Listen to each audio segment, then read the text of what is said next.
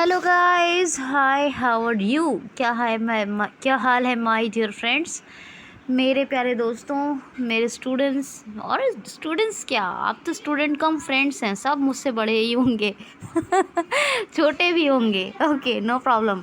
तो it's okay. तो छोटे बड़े जो भी हैं, जितने भी हैं, सबका बहुत ज़्यादा welcome on this channel, on this platform. तो खैर, मैं बुशरा खान आपके साथ, और चलें स्टार्ट करते हैं। आज का सेशन क्या है? आज है 13 अक्टूबर 2021। दोस्तों, आज थोड़ा लेट हो गया, मुझे थोड़ा सा टाइम लग गया, और फिर मैं कई घंटे तक कंटेंट देखती रही, और फिर मैंने अब आपके लिए कंटेंट सेट किया है। चलिए पढ़ना शुरू करते हैं, मतलब पढ़ाना शुरू करती हूँ मैं आपको। पहला क्वेश्चन लेते हैं, वीडियो को कंप्लीट सुनेंगे, और कंप्लीट सुनने के बाद शेयर करेंगे हर सोशल मीडिया प्लेटफॉर्म पर। प्लीज़ इस बात का ज़रूर ध्यान रखिएगा कि वीडियो कोई मिस ना हो, कंप्लीट वॉच करें, और वॉच करने के बाद ध्यान से वॉच करें, और वॉच करने के बाद हो सके तो दोबारा वॉच करें, ताकि चीज़ें आपको याद रहना शुरू हो जाए। ये कंटेंट में गारंटेड कंटेंट आपको डिलीवर कर रही हूँ। यहाँ से क्वेश्चन बनने ही बनने हैं, एंट्रेंस और एग्ज़ाम में, ये मेरी गारंटी है आपके लिए, ठीक है। तो आप सबको बहुत बेनिफिट होगा, लेकिन वॉच करने के बाद आप लोग ने करना क्या, शेयर ज़रूर कर दिया करें, प्लीज़ शेयर ज़रूर कर दिया करें। और नए लोग हमें capital Q, capital C, capital L, यानी इसकी फुल फॉर्म है कोई करियर लॉन्चर, तो QCL को ज़रूर ज्वाइन कर लें, और बेल आइकन को हिट कर लें, ताकि प्रीशियस कंटेंट आपको मिलता रहे। तो जब सुने तो सब्सक्राइब ज़रूर करें। चलें, पहला क्वेश्चन, फर्स्ट क्वेश्चन। तो 13 अक्टूबर का फर्स्ट क्वेश्चन ये है। पहला क्वेश्चन है, वर्ल्ड अर्थराइटिस डे कब मनाया गया है? वर्ल्ड अर्थराइटिस डे कब मनाया गया है? तो ये मनाया गया है 12 अक्टूबर को, यानी 12 ऑफ अक्टूबर को मनाया गया है वर्ल्ड अर्थराइटिस डे। क्या होता है अर्थराइटिस? अर्थराइटिस होता है जी गठिया। क्या होता है? गठिया क्या होता है? गठिया एक बीमारी होती है। बीमारी कैसी डिजीज़ होती है ये? वो बड़ी ख़तरनाक होती है।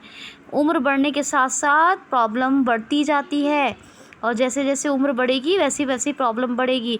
और ये बीमारी होती कैसी है? तो ये हड्डियों की जोड़ों की बीमारी होती है। हड्डियों की जहाँ जहाँ हड्डियों के जोड़ होते हैं ना, वहाँ बहुत तेज़ी से पेन उठता है, और जोड़ कमज़ोर हो जाते हैं, यहाँ तक कि इंसान गिर भी पड़ता है कभी कभी, इतना दर्द होता है उससे, है ना। तो मैंने कई अर्थराइटिस पेशेंट्स को, जब मैंने ऑफलाइन क्लासेस ली हैं, तो मैंने देखा है बेचारे चलते चलते गिर जाते थे। ये तो मैंने मतलब अपने सामने देखा है, उनको जोड़ों में इतना शदीद दर्द होता था।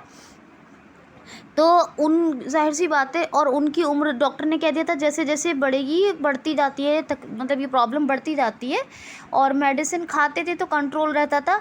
तो हड्डियों में, और स्पेशली हड्डियों में जहाँ जहाँ जोड़ होते हैं, वहाँ बड़ा पेन रहता है। तो ये कहलाता है गठिया का दर्द, और जो बहुत मुश्किल से जाता है। कुछ चीज़ें हैं जिनसे फ़ायदा होता है। चलिए आज मैं फ़ायदे के बारे में भी बता देती हूँ। वैसे ऐसी बातें ट्रेनर्स टीचर्स नहीं बताते हैं, लेकिन मैं बता देती हूँ। एक आपने सुना होगा, एक नाम आपने सुना होगा, मुहाल की मक्खी। मुहाल यानी जो बी होती हैं, बीस, ठीक है। या आपने सुना होगा, एक होती है बर, जिसको कहते हैं लोग ततैया। अगर वो कभी कभार काट ले तो ये बीमारी कभी नहीं होती है। कभी कभार काट ले तो मतलब ऐसे नहीं कि आप रोज़ ही कटवा लें, ऐसा मत कीजिएगा बिल्कुल भी। मतलब ये समझ लीजिए, अगर उसने 4-5 साल 10 साल में एक बार कोई धोखे से काट लिया, क्योंकि बहुत बहुत बहुत दर्द होता है, तो धोखे से कटवा लिया या धोखे से काट लिया, तो वो एक आपके लिए ये होगा कि गठिया की बीमारी नहीं होती है। और याद रखना, 10 साल में भी एक मतलब बड़ा मुश्किल है अगर कोई धोखे से काट लिया तो। जैसे कि मैं आपको बताऊं, बचपन में मुझे एक बार मुहाल की मक्खी ने काट लिया, और फिर उसके बहुत समय बाद, मतलब मुझे 15 साल की एज तक 3 बार काट लिया। तो हमारे यहाँ वैसे भी ऐसी किसी को कोई प्रॉब्लम नहीं है, लेकिन फिर भी बता रही हूँ। तो अब ज़िंदगी में कभी ऐसी प्रॉब्लम हो भी नहीं सकती है, बचपन में काट लिया था। तो ये होता है। और एक होता है कि अगर छोटे मोटे बहुत मामूली से अगर आपको इलेक्ट्रिक शॉक्स लग जाते हैं, जैसे कि मान लीजिए आप कोई प्लग लगा रहे थे गीले हाथ से और आपको करंट लग गया, छोटा मोटा हल्का फुल्का बहुत लाइट, तो उससे भी ये नहीं होता है, जो मैंने पढ़ा है। तो कुछ चीज़ें ऐसी होती हैं। और एक इसके लिए स्पेशली एक फल आता है, उसकी एक्सरसाइज करने से भी ये नहीं होता है। तो ये बेनिफिट्स के बारे में बता रही हूँ मैं। ये अर्थराइटिस कहते हैं गठिया को, ठीक है, तो उसके बारे में बता रही हूँ, तो ध्यान रखिएगा इस बात का। खैर, और ये इंपॉर्टेंट डे वाला क्वेश्चन है, इसको रिवाइज कर लीजिएगा। चलिए आगे चलते हैं, नेक्स्ट क्वेश्चन सुनिए। क्वेश्चन है, हाल ही में अभी नीति आयोग के उपाध्यक्ष राजीव कुमार ने कौन सी बुक लॉन्च की है?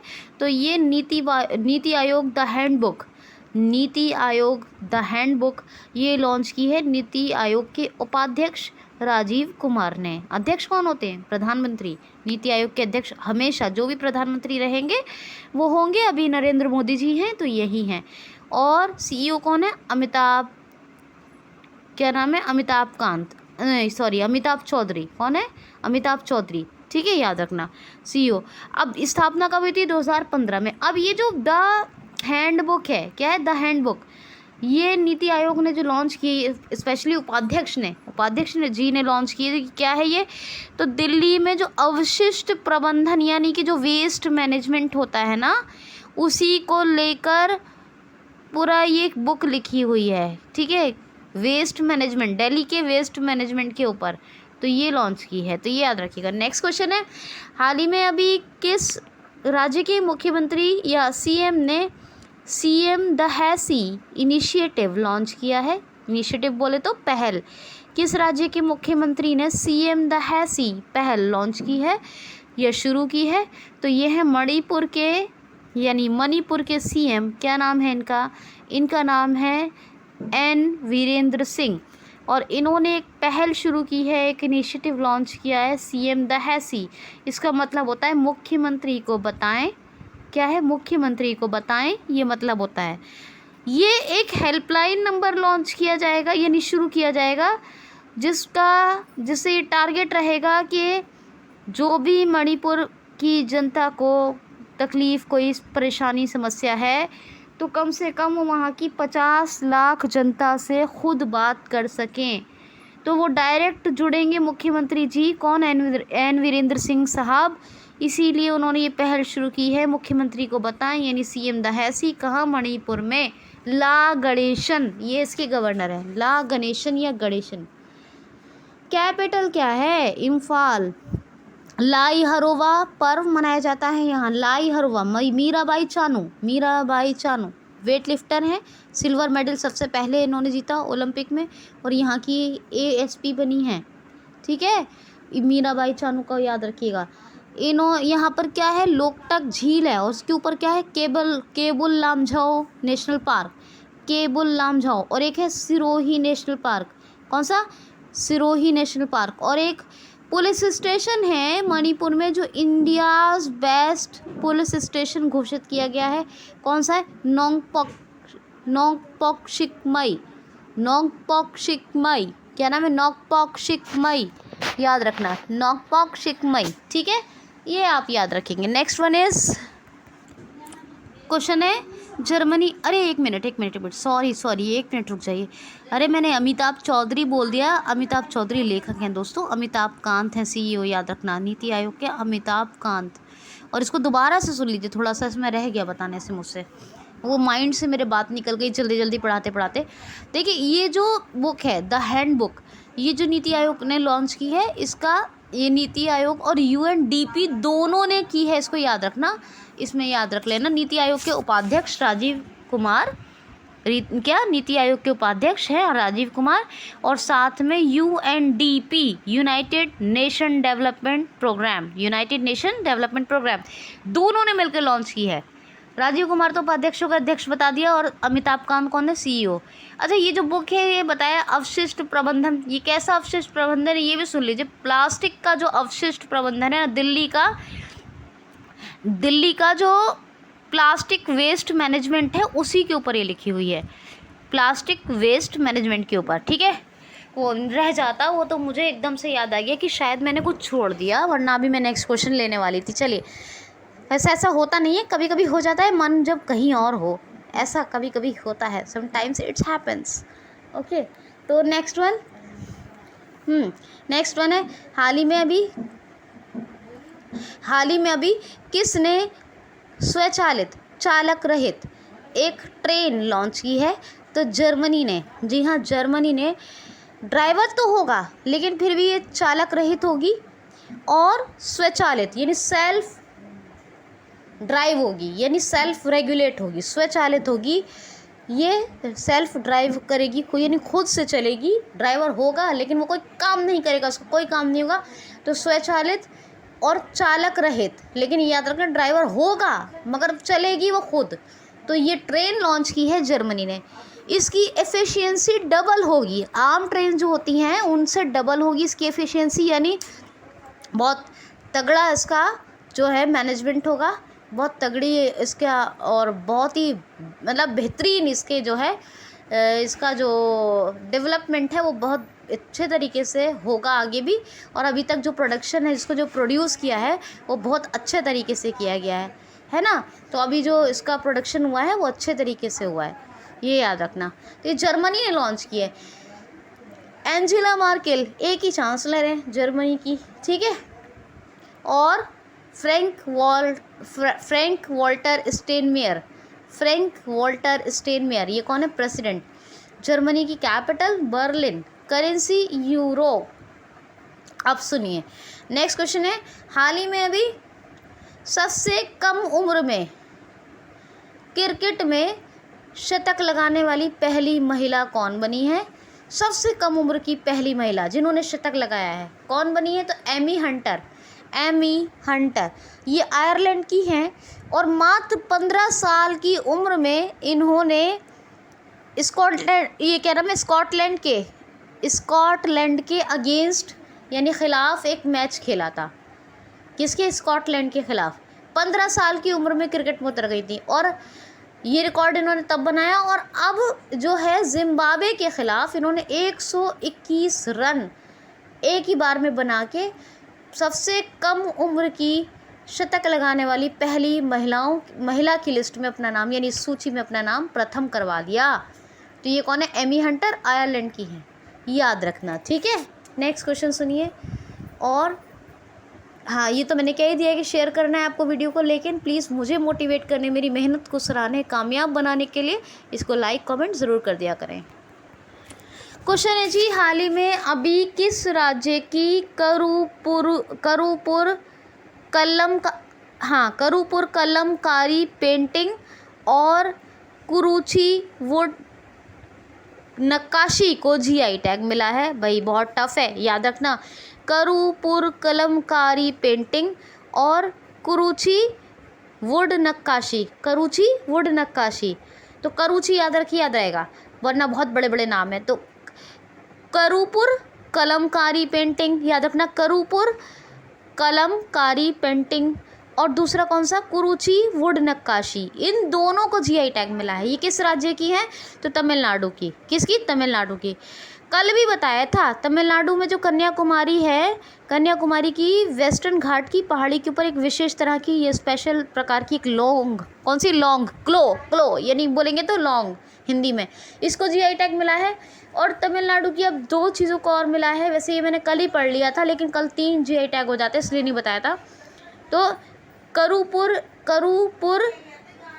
क्या है ये? करूपुर कलमकारी पेंटिंग और कुरुची वुड नक्काशी, इन दोनों को जीआई टैग मिला है। अब इसमें से एक तो वुड नक्काशी तो आपको समझ में आ रहा होगा, कौन सा? कुरुची वुड नक्काशी तो लकड़ी, वुड माने लकड़ी, ये तो समझ में आ रहा है। लेकिन ये बता देती हूँ, करूपुर कलमकारी पेंटिंग ये क्या है? तो ये है कि सूती कपड़े पर बांस या नारियल के तने से बने ब्रश से इस पर पेंटिंग की जाती है। कॉटन पर पेंटिंग होती है, बांस या नारियल के, बांस का बना होगा या नारियल का तना, मतलब उसका, हाँ तना कह दीजिए हिंदी में, कोई नहीं, उससे बना हुआ ब्रश होगा, उससे पेंटिंग की जाती है। और कुरुची वुड नक्काशी तो आपको समझ में ही आया होगा। और लौंग मैंने बता दी, 3 जीआई टैग हो गए तमिलनाडु के। कितने? 3। असम की जोडिमा राइस वाइन को मिला था जीआई टैग, और कांजी नींबू को मिला था, है ना। और एक मिला था अभी राजस्थान की सोजत मेहंदी को, और केरल की 2 चीज़ों को मिला था। किस किस को मिला था? एक मिर्च को मिला था और एक आम को मिला था, दोनों बताया था मैंने, है ना। तो ये 5-6 जीआई टैग बता चुकी हूँ। क्वेश्चन आना है, आना है, आना है, याद रखना। वर्ड वर्ड कह रही हूँ मैं, मेरे को भी वर्ड याद आ रहा है। हाँ, एक और चीज़ कि ऑर्गन डोनेशन में पूरे इंडिया के अंदर और ऑर्गन डोनेशन और किसके अंदर, हाँ, फिश प्रोडक्शन के अंदर, मत्स्य उत्पादन के अंदर, पूरे भारत के अंदर, इन दोनों चीज़ों में तमिलनाडु नंबर 1 है। RN रवि गवर्नर, क्योंकि नागालैंड से अब यहाँ आ गए हैं, नागालैंड को असम के governor Jagdish Mukhi as a additional charge संभाल रहे हैं। तमिलनाडु के गवर्नर जो थे बनवारी लाल पुरोहित कहाँ चले गए? पंजाब। यहाँ के MK स्टालिन ये चीफ मिनिस्टर हैं और कैपिटल क्या है? चेन्नई है। और जितनों में मलाई लगता है, बस शोला ना लगे मलाई के बाद ध्यान रखना। अगर शोला लग गया तो केरल, और सिर्फ मलाई लगा है तो सिर्फ तमिलनाडु में ही है वो नेशनल पार्क। और मन्नार की खाड़ी भी है तमिलनाडु में। पहला भारत का हल्दी अनुसंधान संस्थान बना है तमिलनाडु में। ये तमाम बातें याद रखिएगा। नेक्स्ट क्वेश्चन है, देश के मेंटर प्रोग्राम किसने शुरू किया है? किस राज्य सरकार ने देश के मेंटर प्रोग्राम शुरू किया है? ये शुरू किया है, ये स्टार्ट किया है दिल्ली राज्य सरकार ने, दिल्ली स्टेट गवर्नमेंट ने, ठीक है। अब दिल्ली के तो CM है अरविंद केजरीवाल साहब, इन्होंने शुरू किया है देश के मेंटर कार्यक्रम यानी प्रोग्राम। इसमें क्या होगा, जितने भी जो भी बहुत पढ़े लिखे इंटेलिजेंट टाइप के युवा है जो पढ़ रहे हैं, स्टूडेंट्स हैं, स्पेशली युवा यानी यंग स्टूडेंट्स हैं, अगर वो किसी तरह की किसी फील्ड में जाना चाहते हैं और उस फील्ड की एडवाइस चाहते हैं, हेल्प चाहते हैं, तो उन्हें उस फील्ड के जो एक्सपर्ट्स हैं वो उनको उस फील्ड के बारे में बताएंगे, ठीक है, उस फील्ड की नॉलेज देंगे, याद रखना। तो ये देश के मेंटर प्रोग्राम दिल्ली सरकार ने शुरू किया है। और लेफ्टिनेंट गवर्नर कौन है दिल्ली के? अनिल बैजल। कौन है? अनिल बैजल। अच्छा, ये जो केरल की जो मिर्च बता रही हूँ मैं आपको, परसों तरसों बताया है, कौन सी मिर्च है, नाम भी तो याद रखिए इसका, एडियोर चिली, एडियोर मिर्च, ठीक है। मैंने बताया था किस ज़िले में होती है केरल के। और एक कौन सा आम बताया? कन्नूर ज़िले का कटिकट्टूर आम। तो ये दोनों मैं 5-6 जीआई टैग बता चुकी हूँ, याद रखिएगा, अभी के ही, तो ये याद रखना। नेक्स्ट क्वेश्चन सुन लीजिए, हाल ही में अभी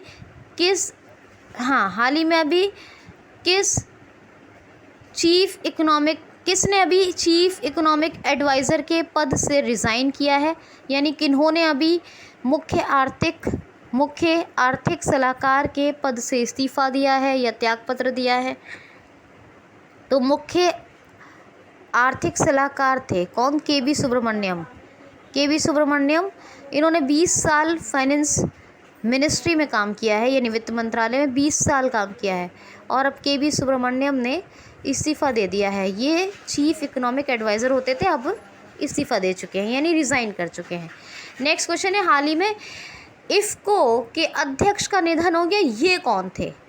यानी इनका नाम क्या था? इफ़को के अध्यक्ष का निधन हो गया, ये कौन थे? तो ये थे सरदार BS नकई, यानी सरदार बलविंदर सिंह नकई। कौन? बलविंदर सिंह नकई।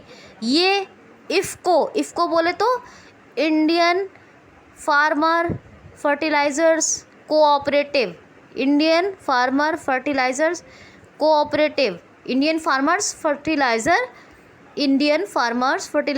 कोऑपरेटिव, इफ़को की स्थापना 1967 में हुई थी, नई दिल्ली में इसका यानी न्यू दिल्ली में हेडक्वार्टर है।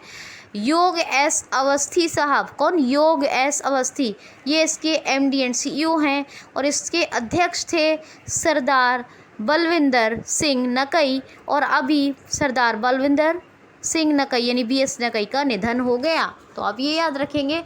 और एक और बात याद रखिएगा, तो एक तमिलनाडु का एक त्यौहार पूछा जाता है, कौन सा? आदिपुरम, बहुत फेमस है आदिपुरम। अभी बताया था ना इससे पहले तमिलनाडु का GI टैग का क्वेश्चन। तो आदिपुरम त्यौहार मनाया जाता है तमिलनाडु के अंदर, यानी तमिलनाडु में। क्वेश्चन है, हाल ही में भी भारत पे के बोर्ड पैनल में, यानी भारत पे के बोर्ड में या भारत पे के बोर्ड पैनल में एज ए चेयरमैन कौन शामिल हुए हैं? तो अब ये बनाए गए हैं, इनका नाम है Rajneesh Kumar ji state bank of India के पूर्व MD एंड CEO रहे थे। कौन? रजनीश कुमार जी। रजनीश कुमार नाम बहुत सुना होगा, मैंने बहुत पढ़ा है रजनीश कुमार, 4 साल हो गए पढ़ाते पढ़ाते। तो Rajneesh Kumar MD and CEO थे पहले, यानी former MD and CEO of SBI थे, और अभी इनको भारत पे के जो बोर्ड है, भारत पे का बोर्ड, उसमें एज ए चेयरमैन शामिल कर लिया गया है, याद रखना।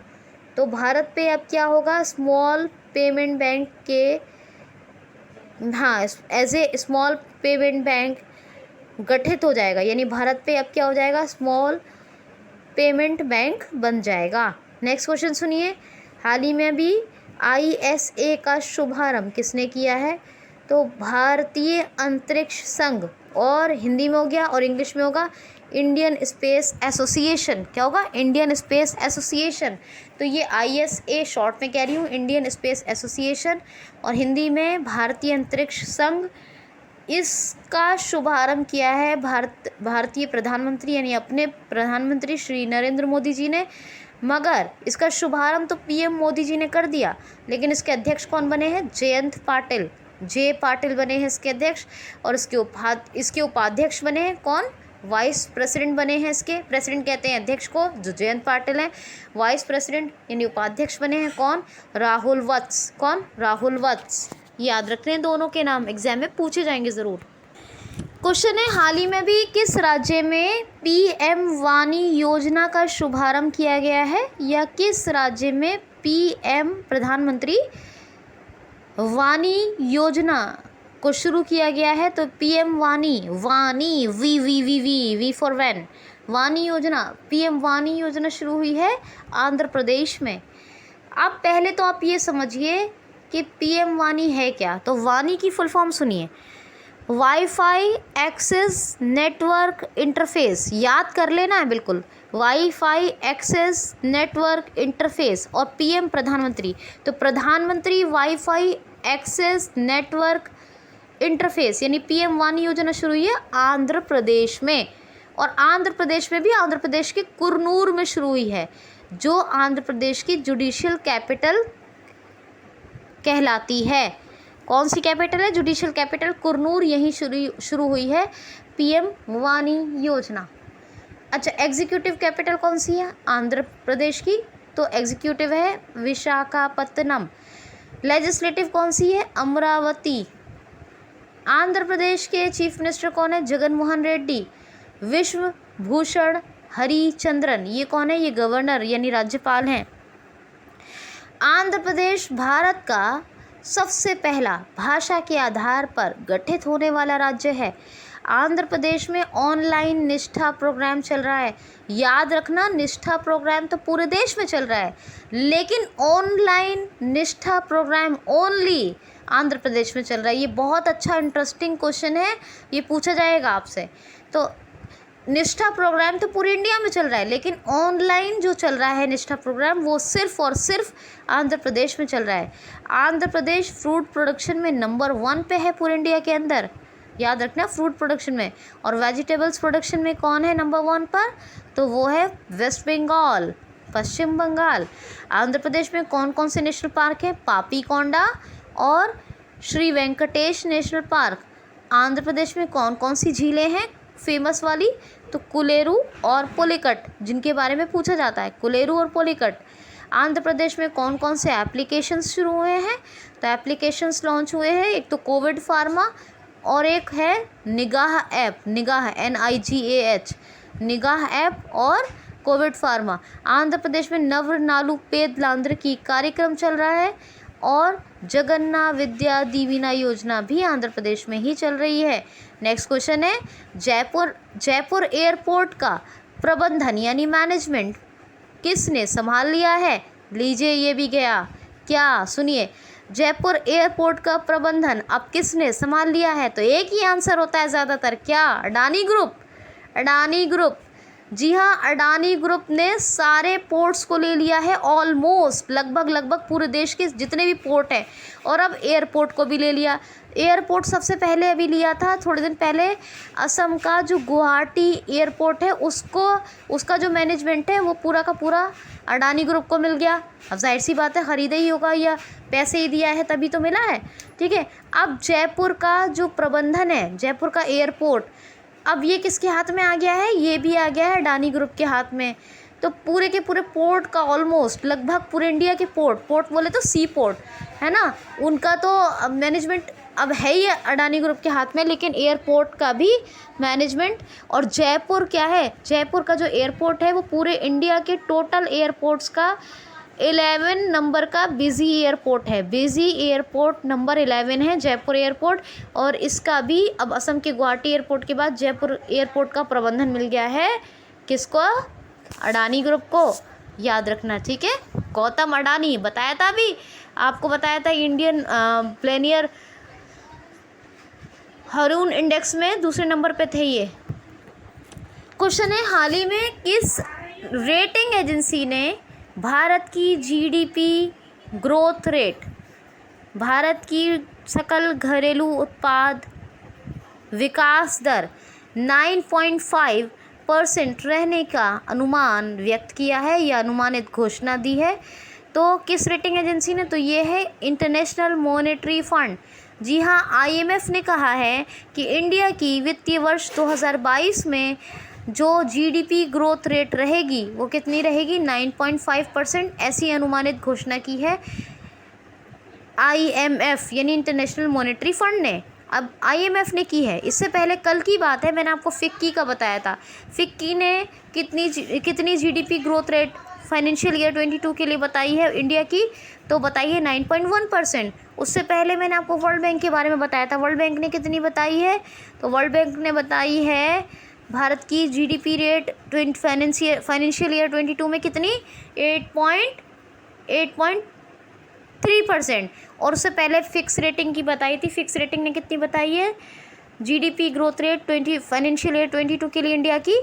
तो वो बताई थी ये 8.3%। कितनी? 8.3%।